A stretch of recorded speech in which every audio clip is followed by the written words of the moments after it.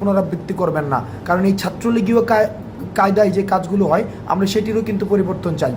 দ্বিতীয়ত, আমরা খবর পেয়েছি যে ধানমন্ডি 32-এ আমাদের গণমাধ্যম কর্মীদের অনেকেই তাদেরকে ছবি তুলতে বাধা দেওয়া হয়েছে, ভিডিও ফুটেজ নিতে বাধা দেওয়া হয়েছে। আমরা বিশ্বাস করি গণমাধ্যমের অবাধ স্বাধীনতা থাকা প্রয়োজন, এবং যারা মত প্রকাশ করতে চায় এবং যারা দ্বিমত প্রকাশ করতে চায় উভয়ের স্বাধীনতা নিশ্চিত করা প্রয়োজন। সেই জায়গা থেকে আজকে যারা ধানমন্ডি 32-এ যারা গণমাধ্যম কর্মীদেরকে তাদের পেশাদারি কাজ করতে দেননি, তাদের এই কাজের আমরা নিন্দা জানাই। গণমাধ্যম স্বাধীনতা নিশ্চিত করার জন্য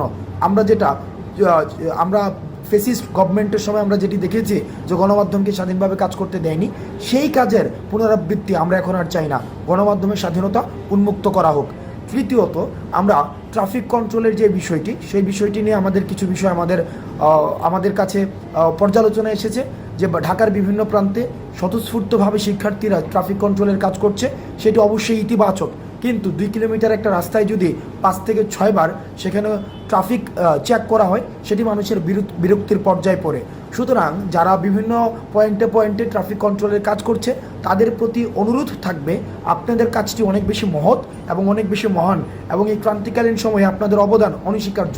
কিন্তু আপনারা নিশ্চিত করবেন আপনারা যাত্রীদের সাথে এবং ড্রাইভারদের সাথে এমন কোনো ব্যবহার করবেন না যাতে করে আমাদের বৈষম্য বিরোধী ছাত্র আন্দোলন বা আমাদের রাষ্ট্র সংস্কারের যে কাজটি শিক্ষার্থীরা স্বপ্রণোদিত হয়ে করছে সেটিকে কোনোভাবে প্রশ্নবিদ্ধ করা যায়।